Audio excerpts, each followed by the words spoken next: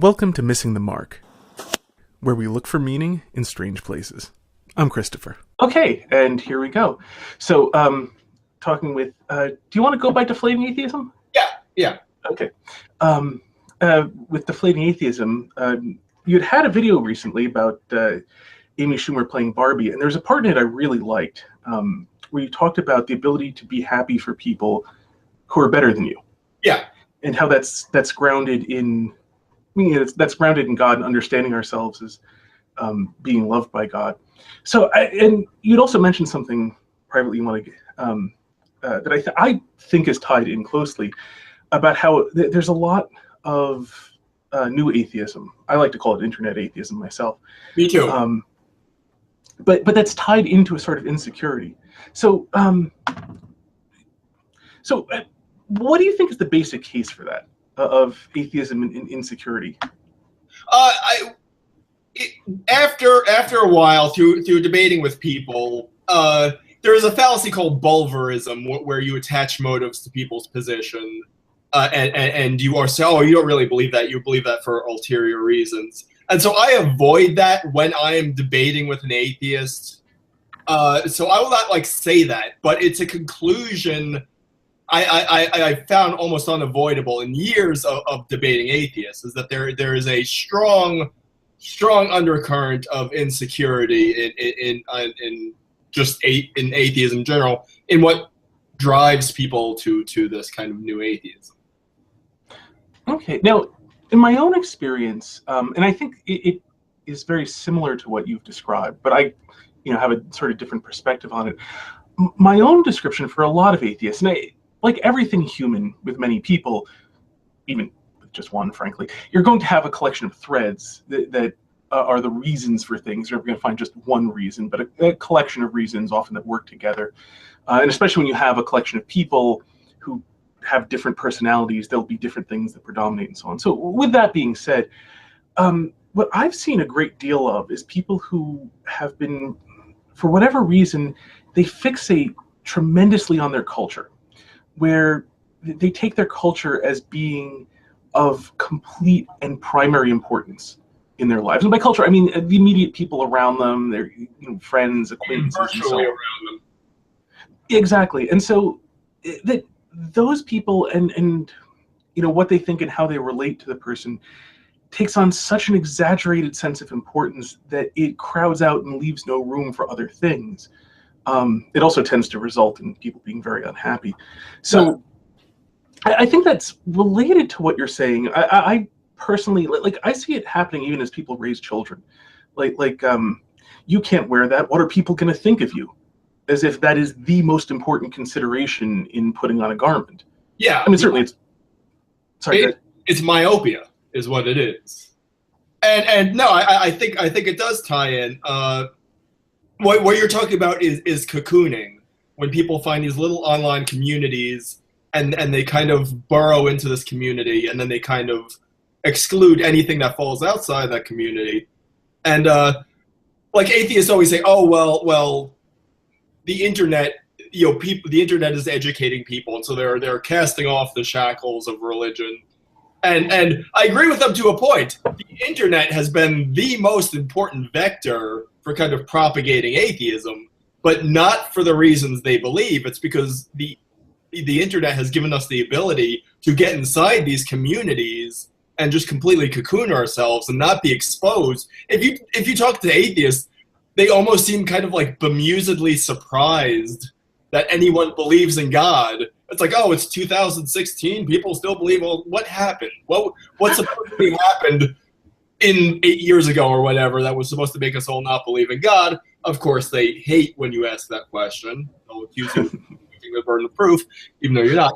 But that's a whole other discussion, yes.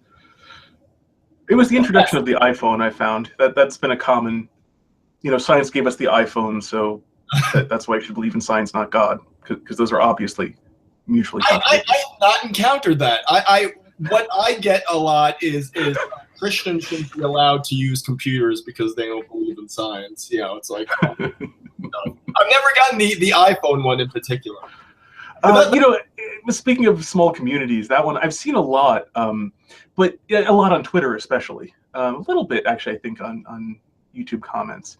Is it very recent? Because I noticed these trends come up, and it sweeps the internet moronosphere, and so. Yeah, it probably is. I mean, my own history was that back when I was a teenager, I was interested in apologetics and got into it, which puts us. It's not recent. I was in AOL days. I remembered I was talking with people and ran into different people, and some of them, not the brightest. Sorry, what? I used to do on AOL. I used to do on First Class, if you remember that. Ran up a terrible phone bills. I don't remember that one. Yeah, well, and I ran into people who weren't the brightest light bulbs in the picnic basket.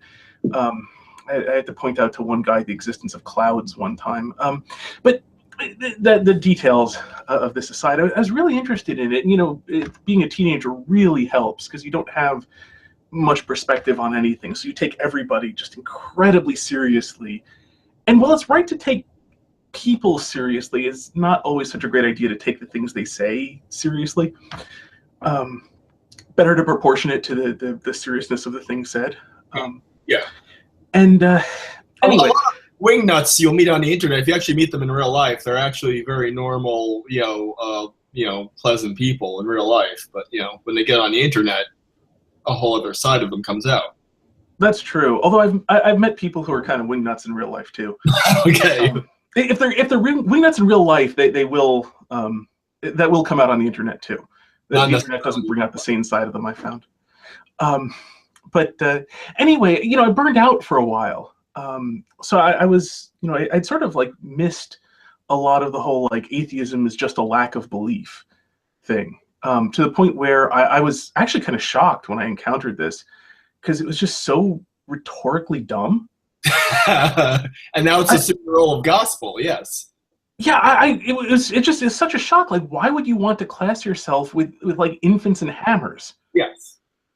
I've still never actually gotten I've looked into it a lot. I understand it to a degree. I still can't quite get over putting yourself in a position to say that geniuses can be Christians and intelligent people can be Christians and even partial idiots can be Christians. But complete idiots are all atheists. Yes. But it's a rational position.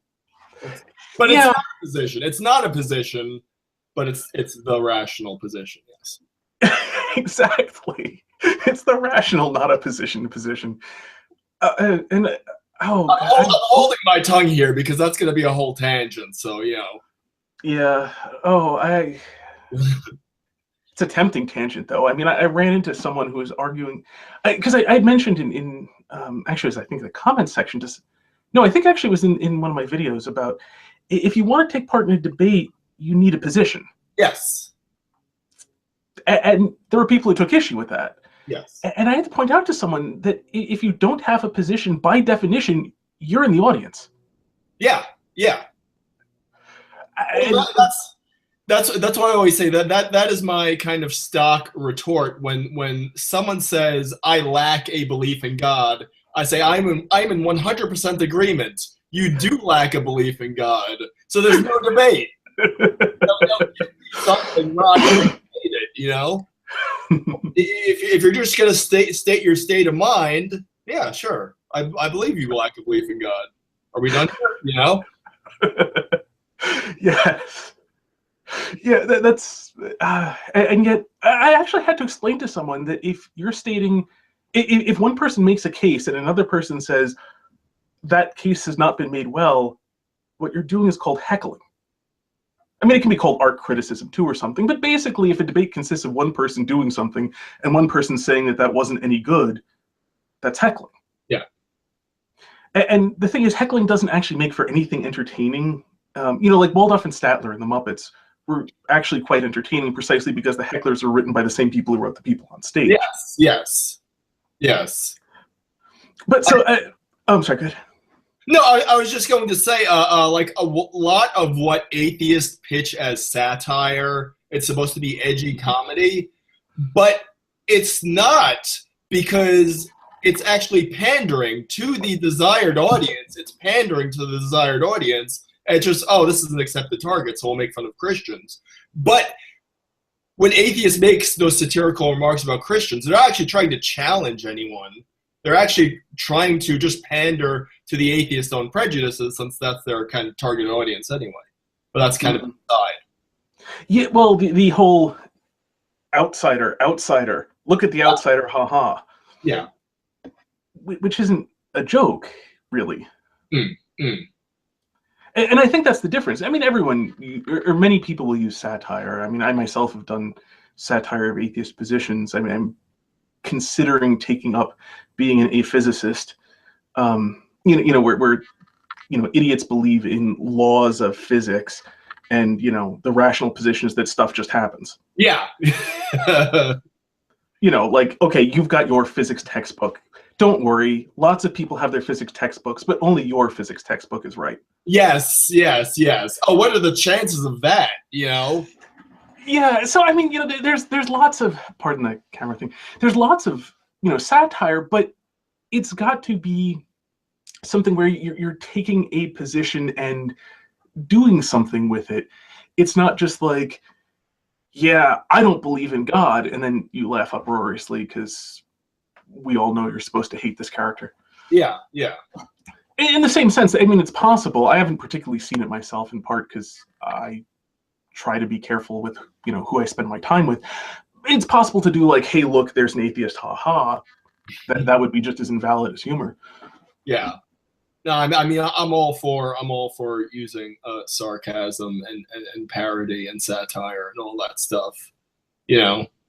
I think a lot of Christians play nice, and then they go on YouTube, and then they discover abuse, and that's why I think atheists basically have a monopoly on discussion on YouTube, and they like to say it's because they've won by the strength of their arguments, and they've just rationally decimated their opponents. No, it's because you get these Christians, and some of them have thin skins. Some of them are not used to abuse.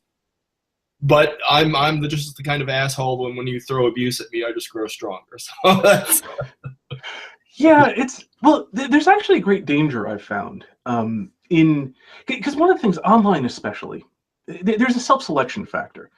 For people who have some understanding of what's said have a lot less to say in response to things. They understand what people know, they understand what people meant. On the other hand, if you're a fool and have no idea what other people meant, it's really easy to take what they say as something very stupid and then attack it, either sensibly or in a very stupid manner. But either way, being a fool gives you a lot to say. You don't need to wait for opportunities. They all present themselves because everything looks foolish to a fool. Yes.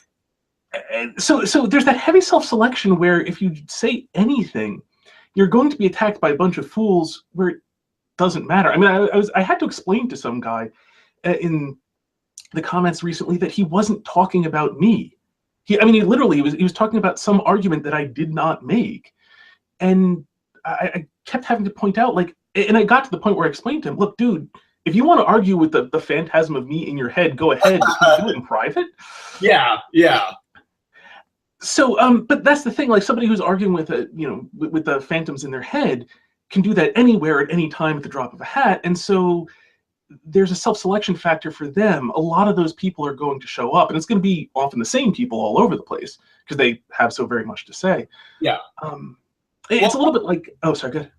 No, I was just going to say a big thing is you'll find on YouTube. I mean, atheists there are like 20-minute videos. There are big essays describing in exhaustive detail why you should not believe things without evidence. They'll go into great length. They'll think that they're blowing people's minds with these arguments why you should not believe without evidence.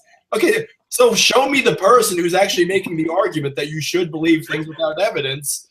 You're arguing against a non-position, Yeah, in fairness, the one place you see that is parents with young children.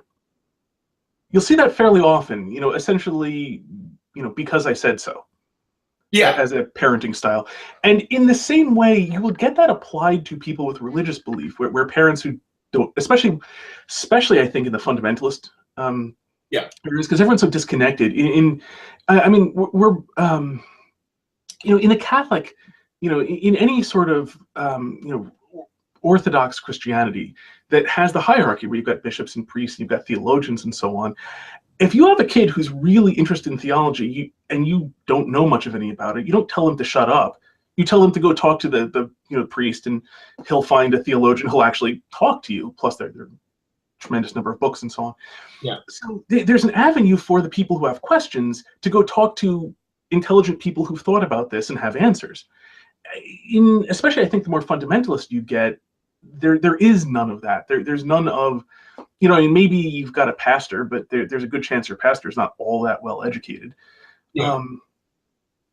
You know, pastors, I think, are largely selected more by charisma than by education. You know, you know, the Catholic and the Orthodox churches are kind of unusual in that they're the closest things historically that you ever see to something analogous to a philosopher king. Because especially the Western Catholic Church, like, all priests have to take philosophy courses, Yes. undergraduate philosophy courses. So even the ones who aren't very good at it, they still have to learn a bunch of this stuff, and as a result, they still know people who know more than they do. Yeah. But so to bring it back, you do get among the people who don't know much and don't know people who know much, and then there's a subset of them who just take the "shut up and stop asking me questions, just do what I tell you" approach. Which does, I think, become something along the lines of "don't ask for evidence, just believe because I told you to." Yes. But that's just bad parenting. That's not the foundations of any religion. That's just bad parenting. I will also say that there are people, it's true, they accept, you know, the precepts of their faith. They may have never given it much investigation. There's this guy, Anthony Magabosco or something on YouTube. He has a completely unwieldy Italian name, but he does a street epistemology. And so it reminds me, do you remember like back when Jay Leno had his show, he would go on like the Santa Monica Pier or something, he'd ask people questions about like American history or something. And so it's just basically show how stupid people on the street are. And you would ask and they would give like ridiculous answers. And so this guy on YouTube, I'll send you the link later, but he kind of corners people in real life and starts asking them questions about theology. Now, if people on the street can't tell you who the first president of the United States is, you know, they're not going to be able to debate, you know, an epistemic justification for God. You know? No, they won't. But the whole thing is, and he uses a very convoluted language. Like, what method can I use to understand which people believe? It's like, just say you don't think there are good reasons for believing this. Just cut through the horseshit here. Excuse my language. But yeah, so he uses this kind of naughty language. It's like, if I look at one person, I'll look at another. How can I determine which method I would use to which person has, you know, rationally justifiable beliefs? Like, that's nothing. You're purposefully asking the wrong questions, you know? Yeah. Well, in defense of people with not much experience, some people forget that not everybody speaks just like them. And very often that's the case for people who can't ask direct questions, is they forget that not everybody is a college professor. Knowing some college professors who, in fact, forget that not everyone's a college professor. Yes. Like one of my a friend of mine, she's a philosophy professor, and she will often forget to translate Greek that she includes in her blog post because she actually literally forgets that not everyone speaks Greek. Yeah. And she ancient Greek, mind you. I'm not talking about like she's from Greece or anything. She learned Greek in her 20s or possibly 30s. I forget her history, and has since forgotten that not everybody has done so already. Yeah. Greek, yes. Although it's funny you mentioned people on the street, because one time I was actually going down to the courthouse to get doe tags. Hunting season was upon us. This is more than a year ago, and I ran into some guy who sort of made eye contact with me as he was passing, and I looked because he looked like he wanted to talk to me, and then said, I forget exactly his opening, but something to the effect of, "How's your relationship with Jesus?" I said, "Well, imperfect. And so he's a fundamentalist, and a kind of really curious fundamentalist. The sort who, I don't, you run into these people who will quote Bible passages at you a little bit like I forget what you call it when you put the shot in it, like shotgun shot, basically, where you get just like a mass of them all at once. Where it's like 2 Timothy 13 and eat not moldy bread and something, but like the person rattles them off like almost instantly. Yeah, and you get that sort of like one of those, I think I know what you're talking about. One of them, I'm not sure you quoted correctly, and one of them, I think if I recall the context of like the 4 words you just said, meant something very different than what we're talking about, but they're already gone on. Yeah, I got that guy. That was interesting though, because he wasn't quite prepared for somebody who actually could respond to him. Yes. So it goes kind of too. It goes with the atheists too, definitely. Yeah. Well, anyone who takes people up on the street, it is rare to find somebody who knows a tremendous amount just talking to people on the street. It can happen, but usually it's somebody who's capable of getting in over their head. And anyway, because we're pretty far on a tangent here, but just the really funny part about this was this guy claimed to me that he was raised Catholic, raised his children Catholic. And then he finally, it would have to be at least in his 40s, if not 50s. I mean, the guy was in his late 50s or early 60s. Finally actually read the Bible and discovered Jesus and so on. But what was really great is he explained to me that he finally discovered that Jesus rose from the dead. That in all those years of being Catholic, there was Jesus up on the cross, and so he figured that Jesus was still dead. Well, there's some benefit, yes. Yeah, and I asked him, I think I didn't mention the Nicene Creed. I just asked him, okay, so Easter, the high holy day of the year, the day you think that's all about celebrating the resurrection of Jesus. Somehow you missed that? Yeah. All those years, I mean, raised Catholic, raised your children Catholic, you're talking decades. So it's like 20, 30 Easters, and not one of them did you manage to notice that Jesus rose from the dead, huh? It was going no, never mind. I don't know. It was weird, and it's one of those things where, like, I don't want to assume you're lying to me, but I can see no possible way that any other assumption I can make is not worse. Yes. So weird stuff. Although, an interesting thing, and then to sort of tying this in, my friend Dean mentioned that, because Dean Esme, who I believe you know as well. Yes. Well, of course you do, since he introduced us. Yeah. But he mentioned, interesting, because I knew him back when he was an atheist. And then I was there when he became Catholic. And nothing. So I mean, I've known him a while, and so I mean, he was an atheist quite a while ago now. So before any of the new atheism became popular, really, the new atheism was kind of around the end of his being an atheist. And he'd been an atheist for a few decades, and it's kind of funny because he got kind of shocked by what the new atheists were like, and how he was mentioning, back when he was an atheist, it was common for atheists to be probably of little above average intelligence. Yeah. And he said these days it really feels, especially on the internet, like the average IQ of the atheist is around like 85. Yes. I may not be quoting him perfectly, but that's the kind of gist, and it really jives with a lot of people's experience. And so I think that ties in his explanation was the whole street preaching phenomenon. Rang, yes. No, what the new atheists have done is that they've created kind of the perfect recipe for attracting morons, which is basically you give validation very cheaply, and you assure people that they belong to an intellectual vanguard, they belong to an intellectual elite. You're going to attract dimwits. You're going to attract people who can't get validation any other way. And my experiences with atheists bear this out, because these are people desperately in need of validation, and they want to feel like they're a part of. They always say, "Oh well, studies show that atheists have higher IQs. Yes, they have a 103 IQ. Yeah, you're ready to start boxing with Thomas Aquinas with your 103 IQ.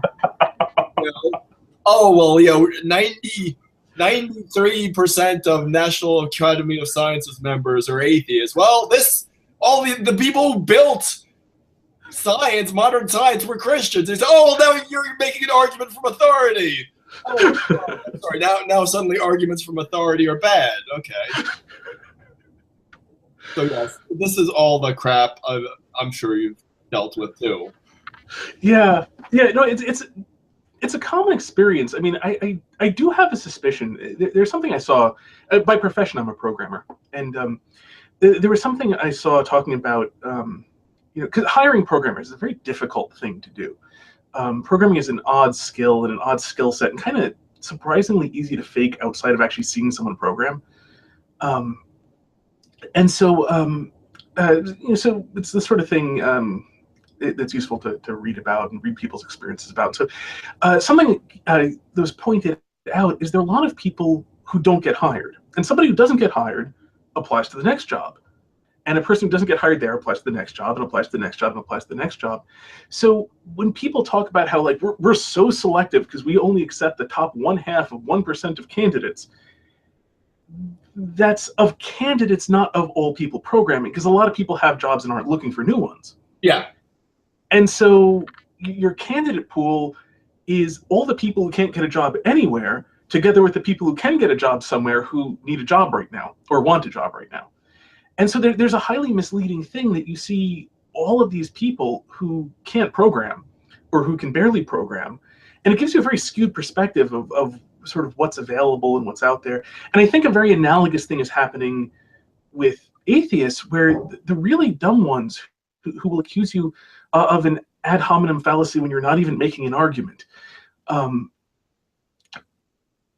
out, they come accusing everybody of this same thing.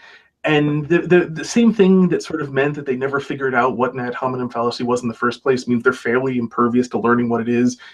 With people, of all the fallacies, that's actually the most commonly misused. But yes, yeah. Yeah. Well, I did a video about ad hominem fallacies, and I will make the distinction: true ad hominem fallacies, like an actual, real, genuine, classical ad hominem fallacy of like, this man is ugly, therefore his conclusion is false.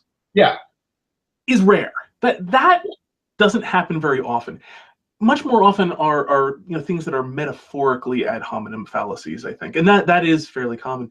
But you do see ad hominem thrown around a lot as an accusation. Yeah, it's kind of the same way I feel about the dictionary definition of agnostic, where it's a person who thinks that the existence of God is unknowable. It's like no one really likes that definition. No one really uses that definition. Let's just agree that it means undecided. Yeah. Well, in the same way, like you'll see people who are claim you're making a fallacy when you didn't even make an argument. Like you'll say, like, in my experience, the people who show up tend to make this mistake. And someone will shout that you're making, a fallacy, ad hominem fallacy. Just throw them out. Just throw them. Hope something sticks. Yeah, let me get my dice. I'll figure out what fallacy you're making. Not half an hour ago, some guy. Of course, I'm sorry. This again. There's so much. I'm constantly holding my tongue here because I'm going to go off on a 2-hour rant. But the thing I always encounter is, when you go into a comment section and you say anything at all, you can say just an observation about atheists. They think you're supposed to go in there, build a case for God from the ground up in those YouTube comments before you can say anything at all. Before you're allowed to say anything at all, you must humbly submit your case for the existence of God in Facebook comments and then YouTube comments, where all the best philosophy is done. So you must say, like, most atheists are assholes. You're not allowed to say that until you submit your case. So I got into one of those things today, and the guy asked me, I said, I'm under no obligation, but if you really want to know why Christian theism is a rational conclusion, just read the Blackwell Companion to Natural Theology. And the guy said, "You referred me to an outside source. That's a fallacy." It's a fallacy to suggest reading material. Oh. That was literally half an hour ago, okay? What did he claim the fallacy was? It's just a fallacy. Just accuse anything of being a fallacy, I guess. Not even a name. Like, he didn't even come up with a name. Like that's the you should know something fallacy. Or argumentum ad referendum. I don't know. I mean, it in a tiny grain of fairness, it is frustrating when people use argument by reading list. As in, like, if you want to debate me, you must read these like 10,000 pages worth of something. And no, that would be fair if, I mean, that is fair if you're the one who came to another person and you lack basic knowledge in the subject. It's kind of another thing, like when it's there are, you know, I mean, it depends on the subject, of course. Well, that's why I kind of underline the fact that I was under no obligation to do so. But what I like is when you say, "Oh, well, you know, I believe there are good reasons for God." I mean, I believe the cosmological arguments. I believe the fine-tuning argument. And say, "Oh, that's been debunked." there are videos on YouTube.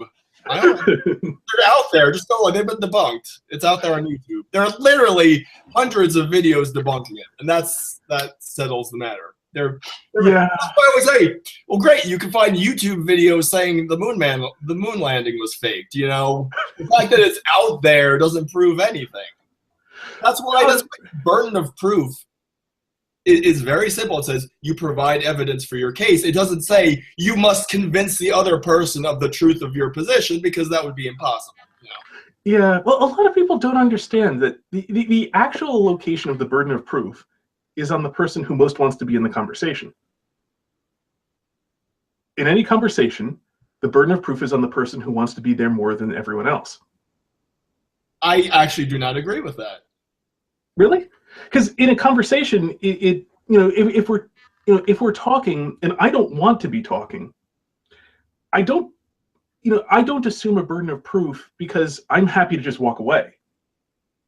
The person who isn't happy to walk away is the one who needs to prove the claim to the other person in order to keep the conversation going, because the alternative is simply the conversation dies, and then no one has a burden of proof because there's no conversation. What's your take on it? I think the burden of proof belongs. It's the burden of. Can I ask a question? A clarificational question? What's that? Can I ask a clarificational question? Yes. Because I make a distinction between the burden of proof and the duty of investigation. And this is actually a pet peeve of mine, that all human beings, as human beings, have a duty of investigation to find out what is actually true about the world.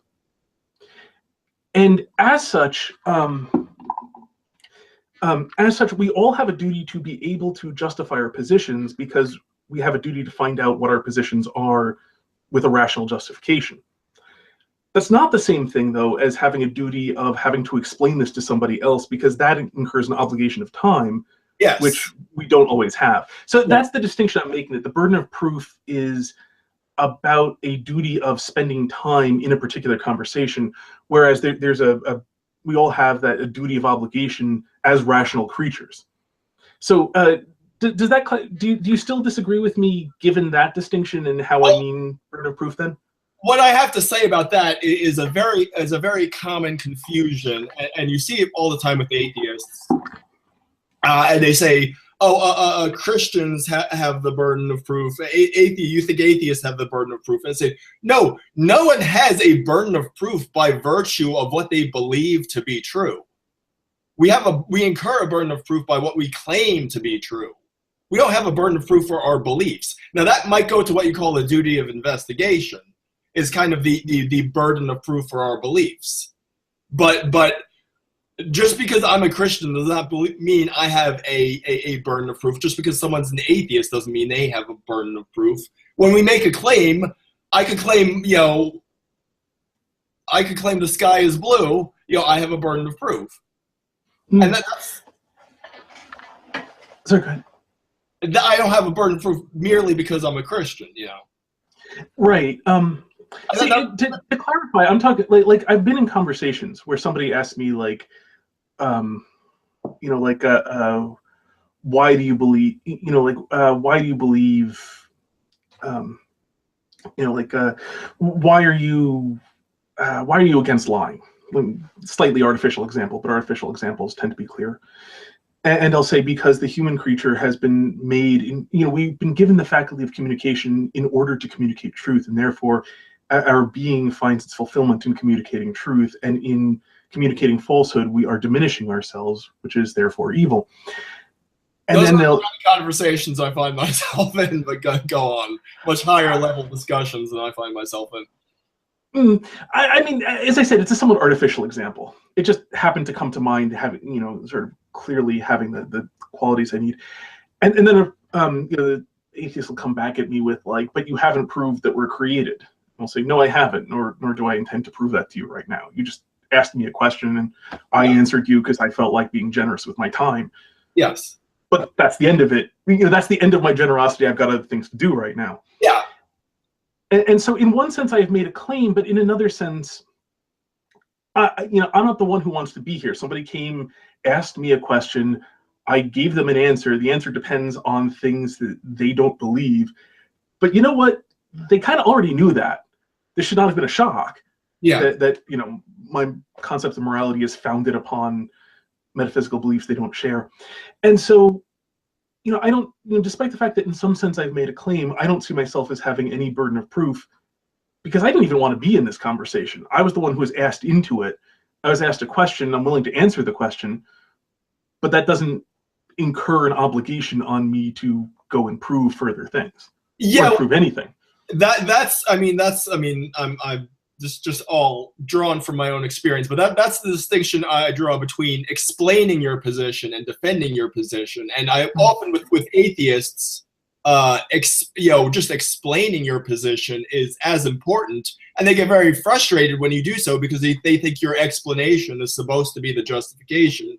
I find this a lot when, like, they say, "Oh, God is an invisible man in the sky." I said, no, you could go, Aristotle, Augustine, Aquinas, none of them believed in an invisible man in the sky. I said, oh, well, is that supposed to prove that, no, it's not supposed to prove that. I'm just explaining the position.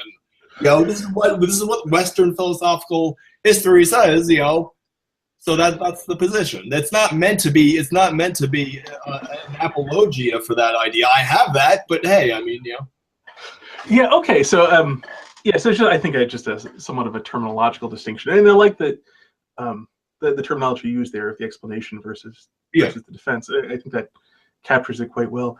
Because it's something like I've been challenged to debates a few times so far in the comments, and in general I've said no because, well, debates seem like mostly a waste of time to me.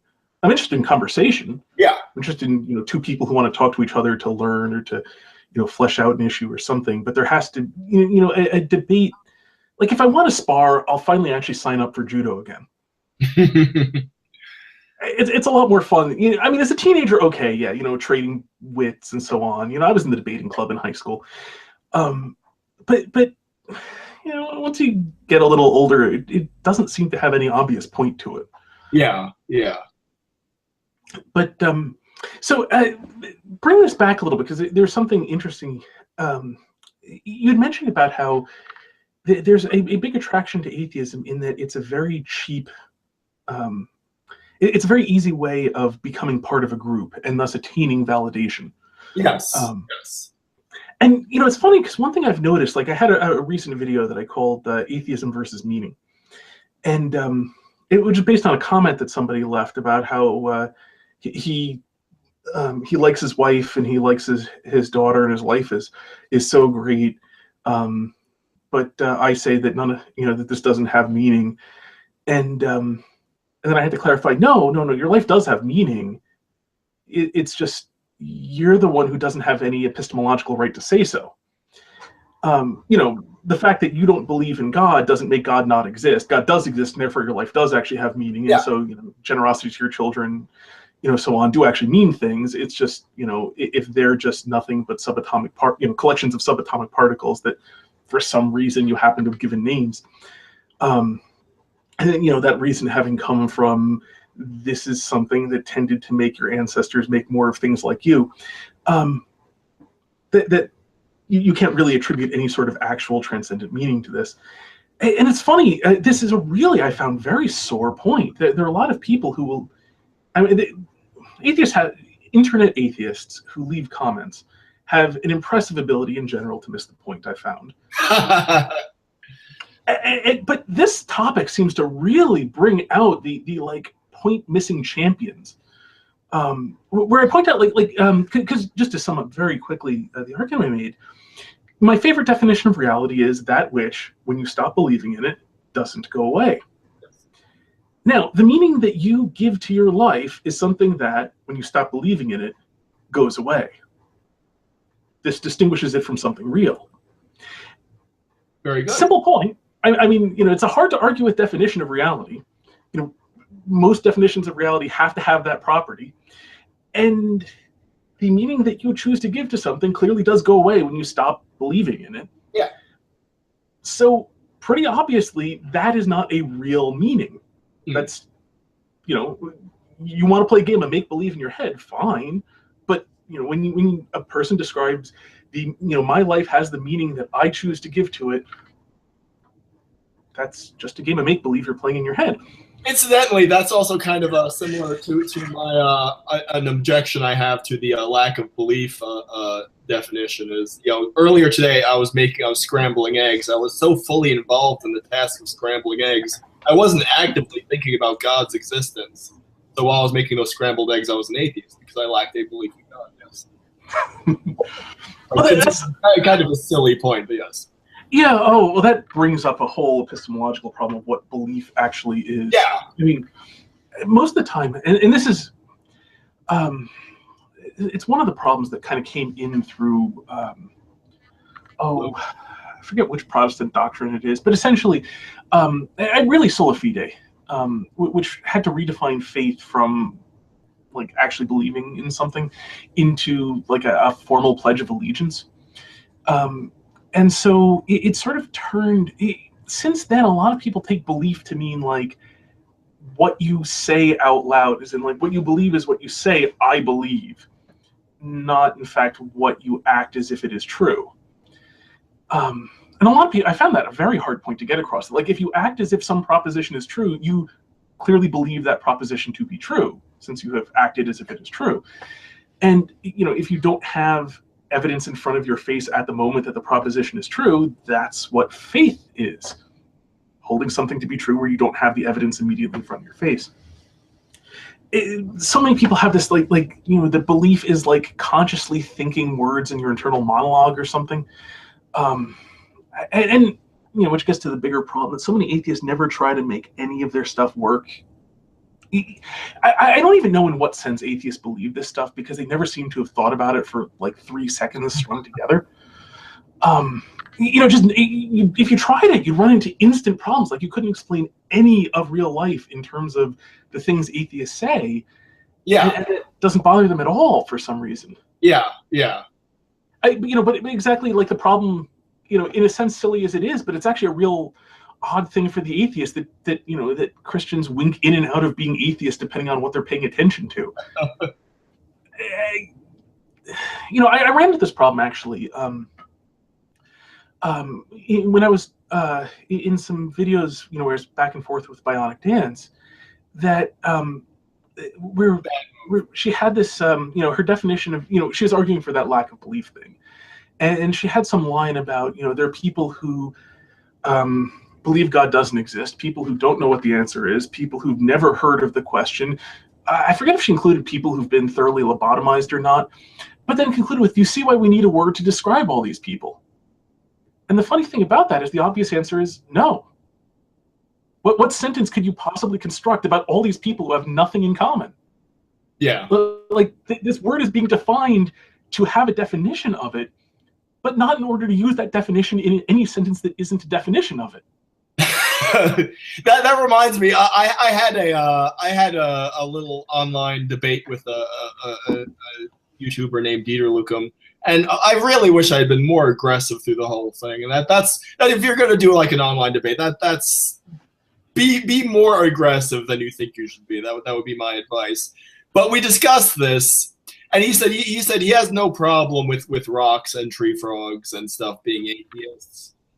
And so I said, well, what about people who believe God does not exist, who affirm God's not exist? Well, those are atheists too. Well, say so the distinction between tree stumps and sentient beings who affirm God's non-existence, that distinction is not important enough to warrant a word, because we had a perfectly good word to describe those people who believe that God does not exist. We had a perfectly fine word for that. But now the distinction between a tree stump and a person and Friedrich Nietzsche is not important enough to warrant its own word. You know? Yeah. Language is supposed to be modeled on what's useful, you know? Exactly, which I think testifies to the fact they don't use it. I mean, it's a fairly inescapable conclusion that since no one actually, in Bionic Dance, it worked out, well, multiple actually qualifications where she was an agnostic apistivist atheist. Yeah. She was also, I think it was a weak something else, because there was like strong versus weak and something else that was this like parallel thing, and she used both of them in different examples. Would an apatheist really make videos about it? Apistivist from the Greek pisteo, I believe. So that she used that to mean I don't have faith. So she doesn't know, and she doesn't have faith that it's true, because remember their version of faith is something about like choosing to believe without regard to believing it to be true. Anyway, so she had this terminology, so she could describe herself. She had a neat triangle and stuff too. They worked this all out on Reddit, so they kind of rationalize reasons why they don't have to prove anything they say. Yes, it's it. Yeah. Although interestingly, she complained that nobody else uses her terminology. And I think that actually is kind of an interesting point, that nobody else uses her terminology. Nobody presents themselves as, I'm an agnostic apistivist atheist, or I am a strong, charm top atheist, barring quark language. They don't, nobody ever qualifies like that. And the fact that they don't, I think, does testify to they don't use the word according to the definition they had given it, because if you have like everybody who believes in God line up here and everyone else over there, okay, fine, then like in that case, for whatever reason you're doing this, you could then go there and you don't have to say anything. But for people who have online communities, they don't seem to actually use these words in sentences very often. That it's primarily there in order to complain about theists, not not to work anything. And there have been some attempts to work it out, like Atheism Plus actually supposedly was an attempt to work out a more positive version of atheism. Secular humanism, which I'm told is not a joke, is the Wikipedia page. Have you looked at the Wikipedia page? Secular humanism. It actually states that secular humanism is the belief that morality is not dependent upon is not necessarily dependent upon a belief in God. So as far as I can tell, secular humanism consists of believing that maybe it's possible to have a morality without God. That qualifies as a thing which needs a name, right? But so there is, and I think sort of bring it back, as I have to get going in a moment. But I think this actually dovetails nicely into your point about validation, that there's the hard way to get validation, where you do things and you spend a lot of effort and work doing those things. And then there's the easy way, where you just sort of parasitically leech off of somebody who's doing the hard work by saying you're doing a bad job. Yeah. And I think we do see that. I think it seems to me that's what you're describing, that it's for people who need validation, this is essentially a parasitic way where they get to complain about the people who are, who have the courage to actually believe something, who have the courage to actually state to take a position. Value themselves. It goes into the thing where it's like, oh, well, I'm going to sit back here and you build your case for God from the ground up in every Facebook comment, and I'll say, after you've done all that, I'll say that's been debunked, just like a French king. I'll just wave it off, that's been debunked. That's not good enough for me. Yes, and because of that, somehow this makes me part of the rational elite. Yeah, it's well. So since I have to go, my closing thought, and then I'll let you give yours. There's a great quote by Dale Carnegie of the book How to Win Friends and Influence People, and he said, a great line in it. He said, "Any fool can criticize, condemn, and complain, and most fools do." So it's something I've noticed that, and it's also a reason why I like to build positive things into my channel as well, that anyone can do nothing but criticism.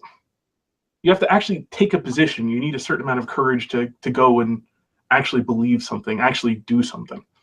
So, your closing thought? Yeah. I mean, definitely. At the same time, I wish I could go high. I mean, I think it's kind of almost important to be negative, to rattle cages, because I mean, I've said this before. I mean, I think most atheists I encounter on the internet not only are not used to being debated, they're not even used to being contradicted. So I think it's important to use snottiness and satire and irony and all that stuff. I agree. Yeah. Yeah. All I really meant is that it is strongest when you also do positive things, which I've seen you do in your videos. Yes, rarely. That's what I found. Honestly, the whole thing about the kind of a jumping off point here was the Amy Schumer video, which was so snotty and so just sardonic. I mean, I almost thought it was kind of strange to have as the jumping off point for like a moral lesson, Yeah, but there was that point where you mentioned that human dignity is properly grounded in understanding ourselves as created by God, and therefore in God's it's we're not providing our own worth; it is being provided to us by something greater, and that's where we can have the security to do things like look at somebody who's better looking than me and say, "I hope you enjoy it. Good for you." Yes. Otherwise, without that grounding in morality, and it was not fleshed out in a philosophical argument. It was purely anecdotal. But we're just kind of cast into this Darwinian sea, where we can only be good at the expense of someone else. Yeah. I can't see any other way to ground self-esteem in a non-zero sum way, except in that we are all created in the image of God. No, I think you're completely correct, and pointing that out that when you have something which is essentially an infinite fountain filling everything up is a very different condition than the zero sum one. That's a positive thing, which gives substance to all of the criticisms that you also had. Yeah. So anyway, wrapping up, thank you very much for this conversation. I had a great time. I enjoyed this very much. We have to do it again. Yes, we do. Yes, we do. So, and for anyone watching, until next time, may you hit everything you aim at.